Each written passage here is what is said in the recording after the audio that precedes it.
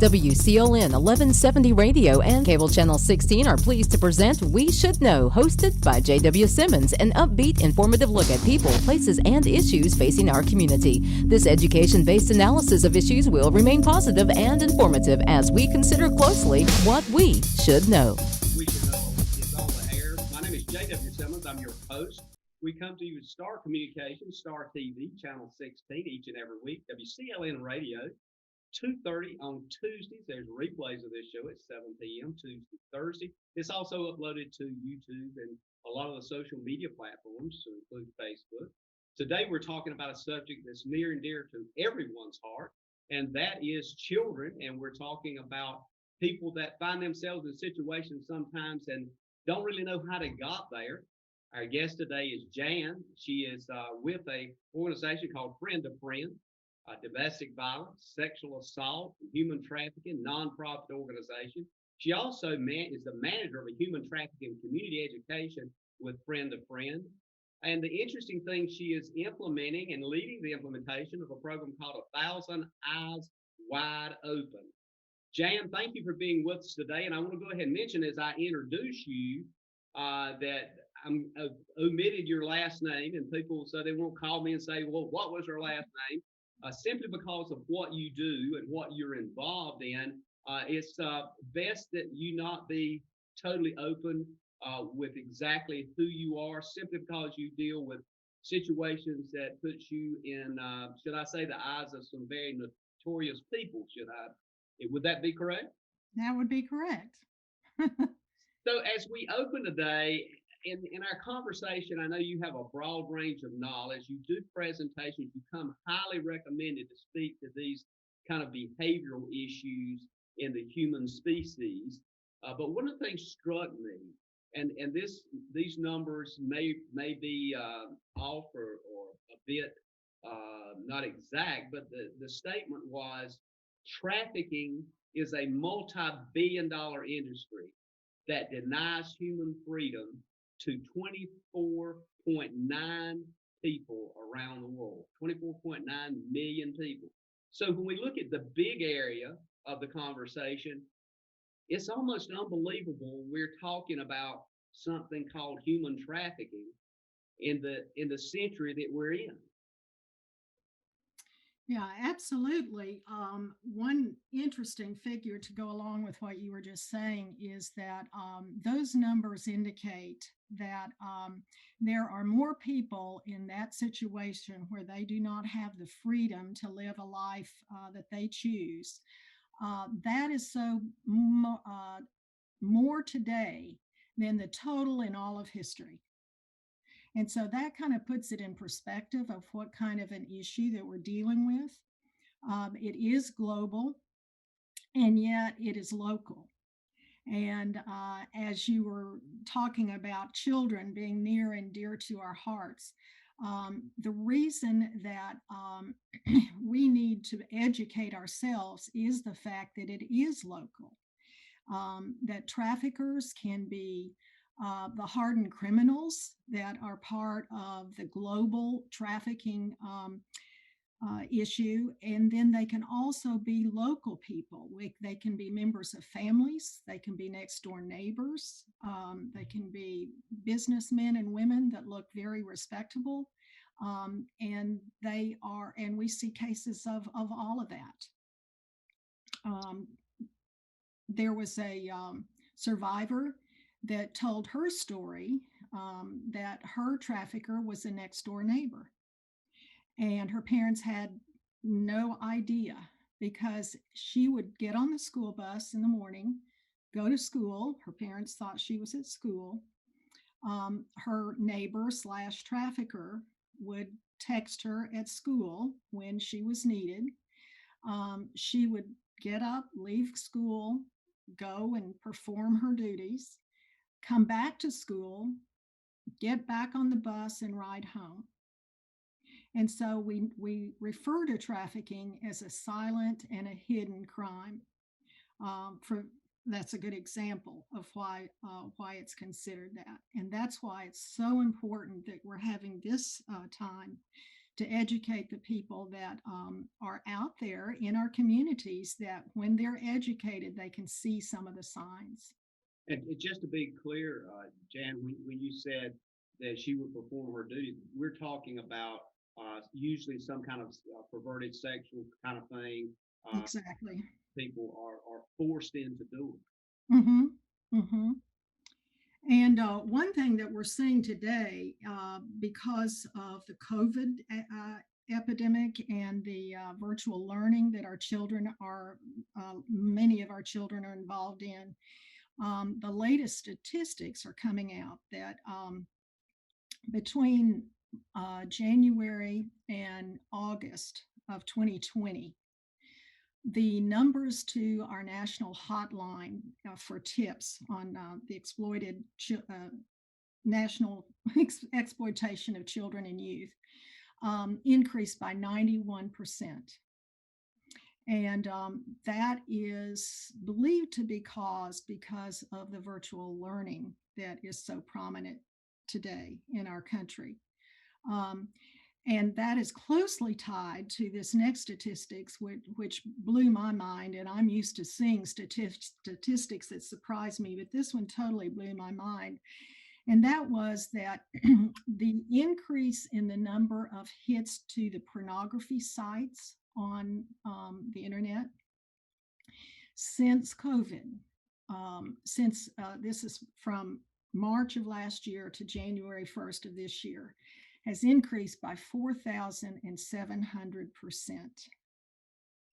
And the reason for that is that we know that just in general, pornography hits increase when people are out of work or have nothing to do. So we have all of these people that are out of work, which is contributing to that. But you may ask, what is the connection between pornography and human trafficking? Well, I've been working with human trafficking for about 8 years, and I've seen a lot of changes and I've learned a lot. But one thing that is coming to the forefront in the last 2 or 3 years is that pornography is actually the gateway to trafficking.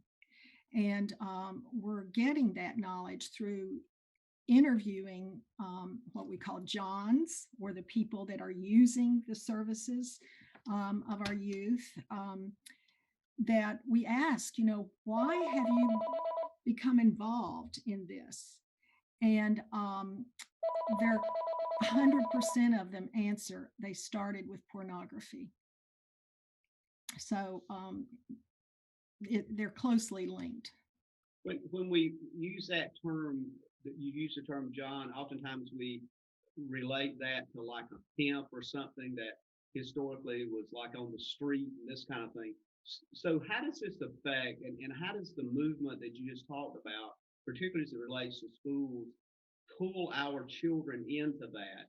And at some point in time, I want to make sure that we cover what parents and guardians and folks need to do. But this is a big subject, and of course, It is, yeah. 4 segments today, and folks are kind of familiar with the way we kind of this show unfolds. But I want to make sure that maybe we cover that as we get into a lot of this too. The reality is, Dan, you kind of, I think, piqued people's attention. You've got folks now thinking, well, whose role is this to monitor this media platform? Is it the public education role? Is it teachers' role? Who is kind of responsible for assuring that folks are not being lured, these precious children we've got, not being lured into some of these sinister places that they can never come out of sometimes? Well, let me clarify one thing. A John is somebody who uses the services. A pimp is one that will manage the girls, that will control and lure them into that life. So they're a pimp and a John are two different things. They're almost bookends to it. But now I've lost my train of thought about what was your question. Oh, the responsibility for monitoring this. Ultimately, this has been a fight within the human trafficking movement for the last years, as far as I've been involved in it, and that is fighting the um, issue of that question of where do we limit free speech on the internet. And so this is a much broader subject than what any of us can deal with. We know about a year ago, I believe it was, we had a big breakthrough as far as this goes, and that was some of your listeners may have heard about the Craigslist, and that was a site where that was where girls and boys, we don't want to just limit this to girls because boys are also included in this. That's where they were being sold. And we finally got that taken down. But of course, when you get one taken down, then another two or three pop up. So ultimately, when you say whose responsibility is it, ultimately it's the responsibility of those who have relationships with the youth. To first of all, we can through our school systems, through our churches, through just or different youth organizations, we can educate the youth on the signs to look for. And that's one of our big parts of the Thousand Eyes is reaching the youth. But we also need to educate the public in general, because the public, there are signs that you can see if you're out in a restaurant. You'll recognize the signs if you've been educated. But there are signs there are signs in the youth that those who have relationships with them, like parents and teachers and youth pastors and neighbors and friends and grandparents, they can see those signs too. The pimps or the traffickers have a grooming process that they use, and it's a methodical, it's a systemic process, step-by-step process that they are led through, that the youth are led through. And by the way, let me mention that the targeted age group for these youth are 11 through 25.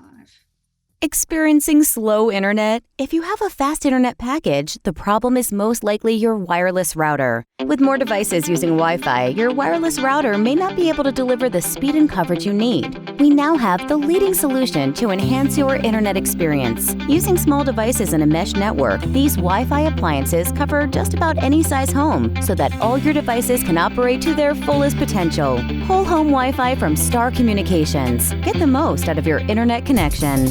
Ladies and gentlemen, welcome back. JW Simmons, your host. The name of the show is We Should Know. We're talking with Jan. Jan works with an organization that deals with human trafficking in a way that's critically important, not only in the sense of offering safe haven, but friend to friend also works hard to get information out to you individually to let you know things you may not see, that you may not understand what you're looking at. What do you do with that information? Jan, I want to thank you again for being with us. I want you to pick up from where we kind of stopped at the break, but pick up on your conversation there, and we're going to move forward with some, I think, some kind of eye-opening information. One of the things you said in the first segment here struck me is that oftentimes it could be somebody, a neighbor. We look at this thing as some kind of clandestine operation from some other country, or somebody, a gang or something, or some kind of various kind of group, but just simply you have to be aware of so many things. Help us understand what those pictures are and just pick it up from there. Okay. We were talking about whose responsibility it is to protect our children. And I would say we were talking about the fact that there's not a big way that we can just knock it out together. It is a local, as we said initially, situation. And so it's going to take all of us, whether we are in connection with the youth or whether we're just a member of the community. But there are signs that we can all see if we educate ourselves as to when it's going on and prevent and protect or rescue out of the clutches of that trafficking lifestyle. So One interesting thing that has evolved, not interesting, it's sad, that has evolved since we have been in the COVID epidemic is the process. We talked about the grooming process that the traffickers use. That has not changed, it remains the same. But one thing that has changed is that in um, um, life where we are interacting face to face, the process takes a lot longer than it does now that it's online. And so there, while the process is the same, the signs that you may see may be a little bit different. And so what I wanted to talk about today are, and if we have time, we can talk about some of the other signs, but the signs of what you'll see if you are seeing online interaction. And let me just preface this before I get into talking about the signs, is that we know that the traffickers, when COVID first hit, the traffickers saw that as an opportunity to expand their business.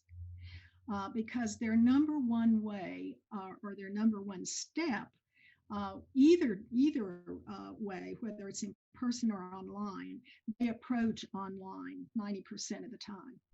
So this just opened the door for them. And it also, we have the FBI has overheard some of their chatter online and talking about what an opportunity this is to promote their business and offering free porn sites in order to build up a desire for that business. And so we're getting to a point here we haven't really talked about. They look at this as a business. And they make, for every girl, it has been stated that they will make approximately $200,000 a year on that girl or boy. So it is a big business. But we can, the one way, and when you ask the law enforcement people, when you ask the survivors, what one thing can we do to combat it? Across the board, the answer is education of the communities. And so that's why I am so thrilled that you invited me to be on today. The more eyes we can get trained, the safer all of us will be, specifically and especially our youth. So let's talk about how, what is that grooming process that they're following online, and what we can do about it. So the grooming process starts usually, the traffickers hang out anywhere that children in that age group hang out. So it could be at the malls, at the movies, online. Now they're online so much more, and they're participating in the gaming sites. Younger age children, Jan, kind of what is the age range here? How young are we talking? Well, the targeted age group has always been 11 to 25. However, the last few years, we're seeing that number go down. And it's going down to the elementary school. And so when you ask survivors, what can we do to combat this? Across the board, they will say, start the education earlier than middle school. We could see the signs, as we've gone through this, if we had known what to look for. So that is something that, of course, as you can imagine, to educate that younger set will take a different approach and different information being shared. So that is something that we're working on right now, to look at what's the best way to approach that. And there are some excellent programs out there already that are available. So, but I personally have worked mainly with 11 years through 20 is the age that I have worked with. But the process is the same. And the process that they follow is their first step is to build trust and to build a relationship. And they do that usually by flattering. So one thing that's interesting when I have worked with the youth is that when I start talking about flattering, they don't really know what flattering is. So one of the first things we have to do is talk about what's the difference between a legitimate compliment and somebody that's just flattering you. And so they're, that's really kind of an aha for them. So they are at a stage where in this age group where they're getting more and more freedom. And when we talk about, have you had any training on how to use that freedom? It's like a deer in headlights. They haven't thought about it, and they have to say, no, no, I haven't. And so we initially, talk about that flattery being the first step. Same thing applies online, except it's in a different venue.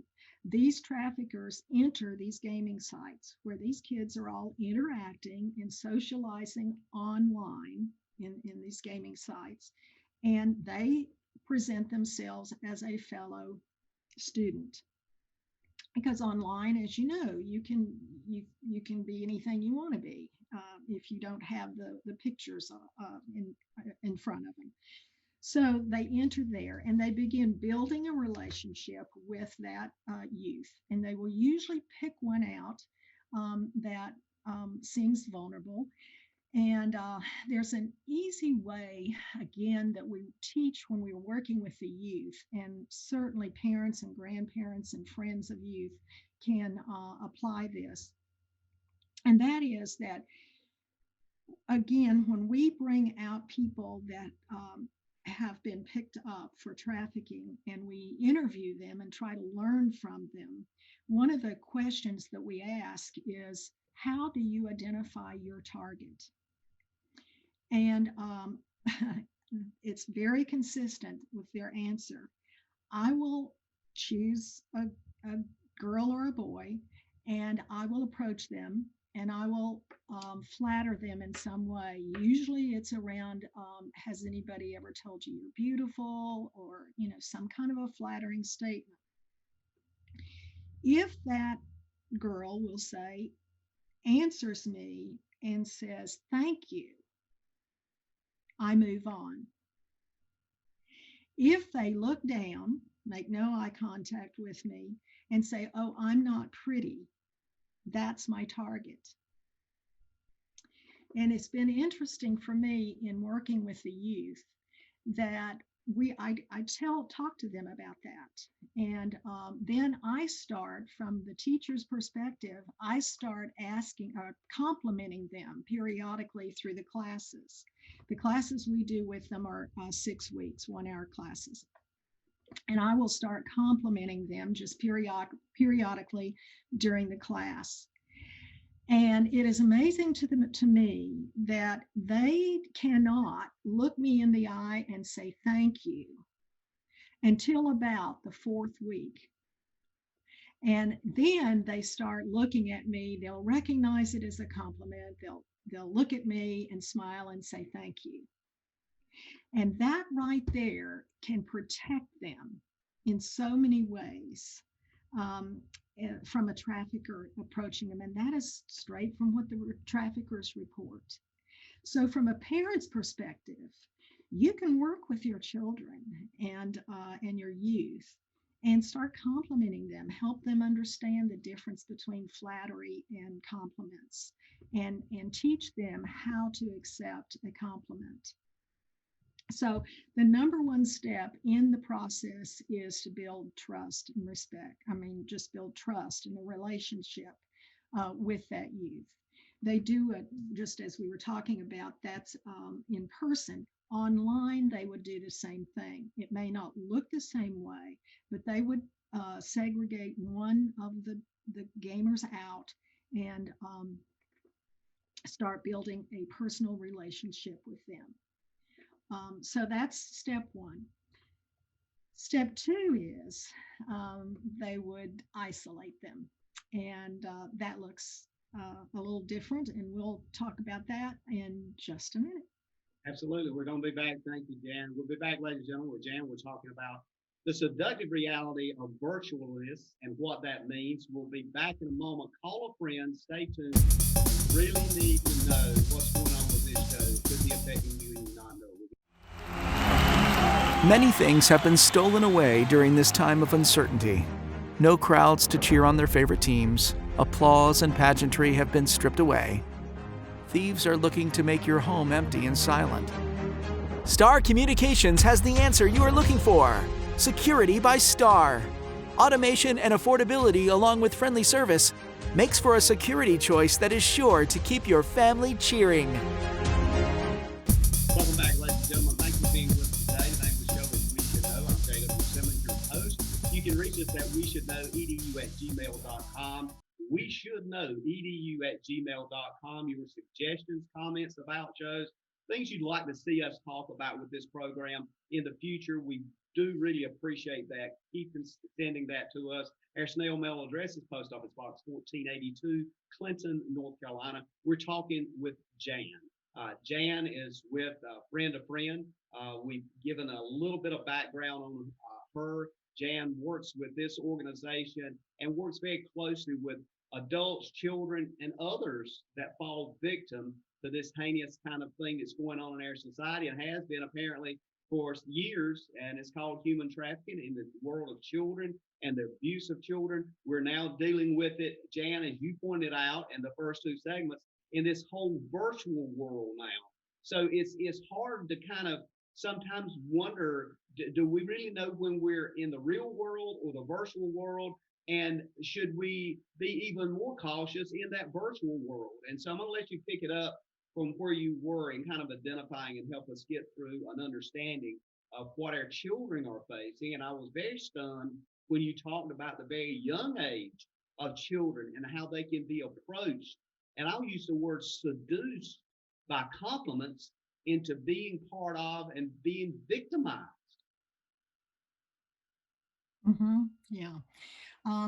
That's one of the myths that surrounds human trafficking today, and that is that children are snatched and taken into trafficking.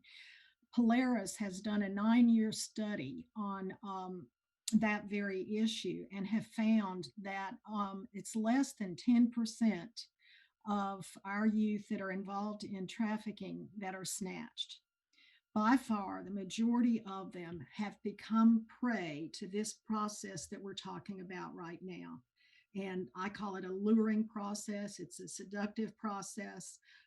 So it's and at a time when this age group is starting to look at branching out, making relationships that are outside of their parental knowledge of people, looking for boyfriends or girlfriends. I mean, it makes them even more vulnerable. I've heard it said that it's their age that makes them vulnerable more than anything else. And from working with the youth, I would say that's true. One girl I remember I was working with, she was in high school, and one thing we talk about are the feelings that you have to deal with when you are being seduced. And at the end of the class, she looked at me and she said, "Will you please just tell people how strong these feelings are?" And I thought she hit it right on the head. They're not prepared at that age to deal with them. Especially if they have not talked through them. So that's another thing that parents can do with their children in a way of preparing them to protect them from human trafficking. But the process, let's get back to that. It starts out with just a building of a relationship, of building trust, and often initially starts out with flattering, telling them things that they like to hear, and just making them feel really special. And then they move into isolation. And online, like we said, they will enter into a gaming site. They will identify a youth. They will start building that relationship. And depending on how that goes, it can happen very quickly or may take a couple of times. They will ask them to meet them in a chat room. And this is where they can have more privacy.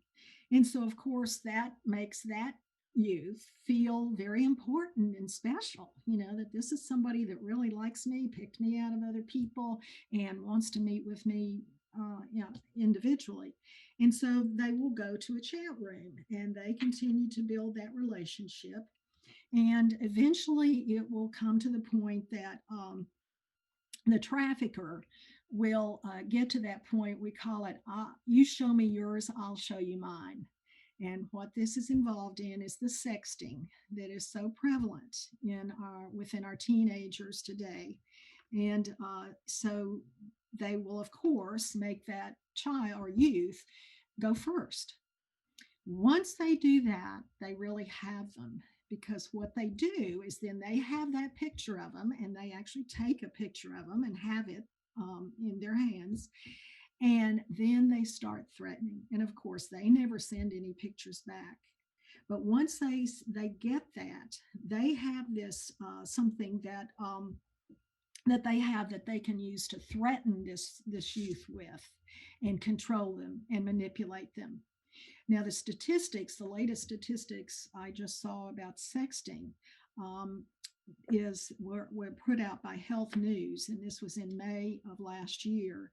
And they were reporting that 52% of our teenage girls, that means starting in middle school on up, are using sexting. They will sext or text what they call a sexy present to their boyfriend. And so this is something that to us may seem like, oh, I'd never do that. But to our youth, that is pretty common among them. And if they aren't participating in it, at least they know about it and they're comfortable talking about it. So again, that adds to their vulnerability. So they take that picture. So here they have built the relationship. Then they isolate them in the chat room, and then they have something that they can tell this youth to keep secret. And the reason that this works, and they're well down this line in the process by this point, the reason this works is that youth believes that it's their fault that they've gotten into this predicament, and they blame themselves. And whenever that happens, that trafficker has just taken a giant leap forward toward controlling and manipulating that youth to do whatever they ask them to do. And so the kids take the blame, and therefore they do not go to their parents, and they will do anything then that the trafficker might ask in order to keep it hidden. And so at that point, the trafficker will take one of two avenues: one, through threats, or if that youth stands up to them, then they may start threatening their family members. They'll threaten to take this to their parents, to put it on social media so all their friends can see it, to take it to their pastor, anything where they can get that youth hooked into being manipulated.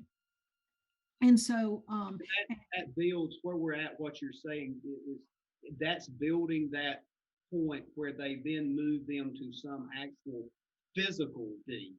Exactly. Well, one of two things online is either they can request that they do more sexually explicit pictures that then they turn around and use in their pornographic sites, which is another big part of trafficking that most people don't realize. Or they will say, then meet me at such and such a place. And then that's where they take them. And they would say, okay, I want you to whatever. I want you to dance in this strip club for me. And that's one of their grooming steps toward then turning them into actually doing sexual acts. What they're doing is they are grooming this boy or girl. Our numbers for boys we're seeing going up, so we have to include them in this. They're making them become comfortable with the uncomfortable. They're tearing them down. They build them up at first. They flatter, they build them up, isolate them, make them feel important. They may feel like the survivors refer to the Romeo pimps. Those are the ones that have professed love for them, that they were madly in love for them. And then they start going through this cycle. And that just adds to the trauma of this youth, and that they feel rejected and again blaming themselves. I should have known that, I should have seen it, etc. So they will either push them to do more sexually explicit pictures online and never really meet them face to face, or they will have them meet them. And then they start this process of leading them to doing the sexual acts, or a lot of other things, appearing in pornographic movies and that type of thing. And all of this can be done either when that youth is still living at home, or they will take them and get them to follow them into what they call the life. And this is when you will see that youth disappear. And people always ask, why don't they get out? Why don't they leave? Well, the reason is, as you can see, they're scared. And we said earlier, fear takes away our freedoms because it enables somebody else to manipulate us. And that's exactly the dynamic that's is at work in the trafficking, is that fear. In fact, we talked earlier about what is trafficking. I would almost say that trafficking is a tyranny that our youth are enduring based on fear and control and power. And so the process then to review it is they will online is that they will meet somebody in the gaming site.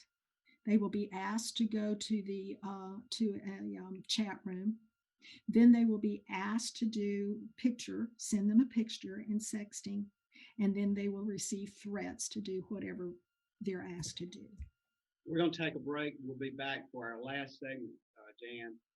Stay tuned, ladies and gentlemen. I really think this last segment is going to be critical, because I'm hoping we can kind of get into some of the things you can do to kind of prevent this thing that's actually happening to their children. We'll be back in a moment. To get the most out of your electronic devices, you need a strong internet connection and a protected home Wi-Fi network. You need high-speed internet from Star. Star has the fastest, most affordable high-speed internet service available for all your devices. We have no long-term contracts or high-pressure sales. Our service speaks for itself, and switching is hassle-free. We take care of everything with free installation from a local company. High-speed internet from Star. Internet at the speed of life. Welcome back. Thank you for being with us today. If you're just tuning in, the name of the program is We Should Know. My name is JW Simmons, your host. Our guest today is Jan. We are talking about human trafficking. We're talking about a specific kind of area of that which deals with our youth. And Jan, you just given us some great information. And to be honest with you, as I was listening to you, it just seemed that I was listening to what I guess the personification of evil is.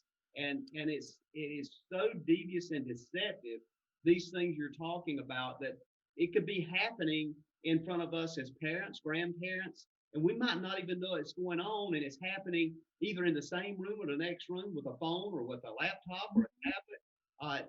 This is a horrible thing that's going on to our children, and we're also caught up in COVID, and COVID is actually fueling part of it simply because of isolation. Mm-hmm. Absolutely. Yeah. One thing that's not interesting, but one thing that is a fact is that what we're seeing now with this online approach by the traffickers is that we are seeing it happen more and more with the upper income youth.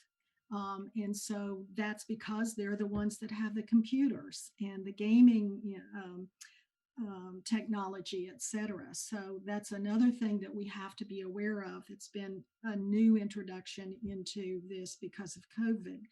And another difference is that while it may take months or years to develop a relationship in person depending on how much time a trafficker wants to put into it. Online, it's that time frame is much reduced. And so that's why we're seeing the numbers increase, I think, a lot, just skyrocketing. So I know what's going through the mind, and what you're asking is, what can we do? What can I do as parents?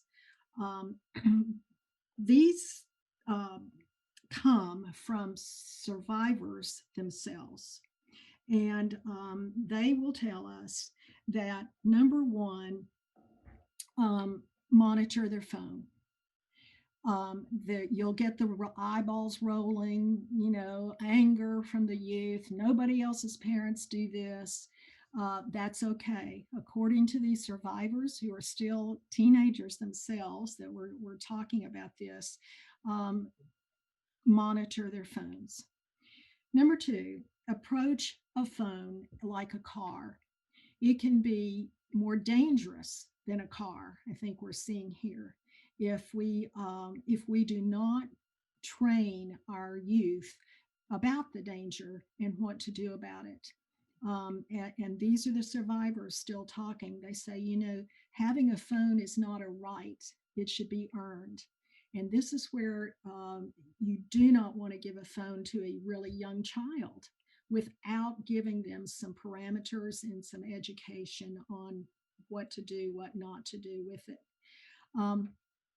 Third thing they said is for the parents or the guardians, or grandparents, whoever, to keep the phones at night, to have a set time where those phones are turned off, and keep them with you in your bedroom where the youth cannot get to them. Keep them, because the majority of what we're talking about happens at night. So keep the phones during the night. And another is, do not use taking away the phone as a discipline. That just makes the youth that much more desirous of the phone. But to educate them, and to, if you need to have discipline, to give it in some other way rather than taking the phone away. And then lastly, their suggestion was that you educate them. Don't be afraid to talk to them about this. And one way of approaching it that I thought was extremely a good approach is they suggested that letting that youth know that it is the adult's responsibility to keep them safe. And so that kind of addresses that fear of when they get to that stage in the cycle, where in the process where they start wanting to hide it because they're blaming themselves. It is not their fault. So let them know that up front. And then if you see any of these signs, let them know that. Remind them it is not their fault. It is the adult's responsibility to protect the youth, to protect young people. And when they get approached by an adult that is shirking that responsibility, then it is not their fault if they fall prey to it. So I thought that was a pretty severe approach, but also a good one as far as dealing with the dynamics that these kids deal with. So it strikes me, Jan, is that these kinds of things are happening in organizations and with people that typically we don't see it. And oftentimes we've even seen on news media, church people, folks in church, folks even in schools, that kids know. And it's happening, it's coming from some kind of very familiar areas that our children should feel comfortable with. Absolutely. In fact, I'm glad you brought that up, because one of the survivors that I was listening to was actually lured through somebody at her church. And she was making the point, just what you're making: do not let your guard down anywhere, because where else would people who are in need of help go but to a church? So that we cannot just assume. One thing they did say, one sign to look for along that line is an adult taking a specific interest in one child. like if you have somebody helping out with the youth. Of course, we want them to have good relationships with our youth. That's important. But if somebody just isolates out one child and particularly, builds a stronger relationship with that child, that is something to just be aware of. So, and that's one thing human trafficking has been working on this long enough now that we are getting survivors and are learning so much from them. And that came specifically from one that had been there in those shoes. So let's look at the signs a minute. And I'm talking here, there are many signs that are observable in person. But I'm going to talk about mainly what you will see online, because that's where we're dealing right now in our lives.